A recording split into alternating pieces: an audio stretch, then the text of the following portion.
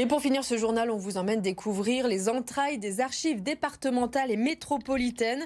Dans ce lieu sont conservés, répertoriés, mais aussi restaurés tous les documents administratifs, état civil, recensement de population, cadastre ou encore carte postale. En moyenne, chaque année, 2 km d'archives arrivent dans ce lieu. Suivez le guide avec Eline Dany et Jade Terlinck.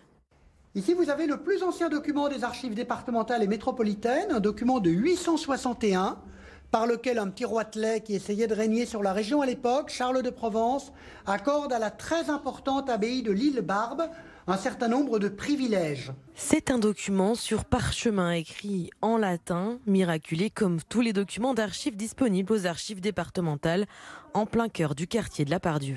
Qu'à la Révolution française, les chanoines de Lyon ont eu peur de le perdre, ils l'ont caché sur les voûtes de la cathédrale Saint-Jean.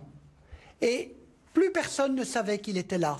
Et c'est en 1914, quand on a fait des travaux de réfection de toiture de la cathédrale Saint-Jean, qu'on a découvert des milliers d'autres. Un document parmi 42 km linéaires qui proviennent de dons de dépôts, d'achats privés d'entreprises, d'associations ou encore de particuliers. Les archives sont chargées de leur conservation et de leur réparation si besoin, avec des ateliers prévus à cet effet. Je suis en train de restaurer des minutes de notaire qui datent des années 20 et qui sont arrivées à l'atelier assez endommagées. Là, j'ai des petites déchirures, des plis, etc. Et en fait, ce sont des dégradations qui peuvent gêner la consultation. Donc en fait, je fais juste des petites réparations localisées.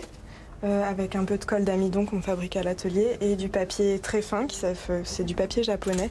Et en fait, une fois collé, ça fait des réparations très solides mais qui sont quasi invisibles en fait. Les archives départementales et métropolitaines font partie d'un patrimoine collectif auquel chacun a le droit d'accéder gratuitement.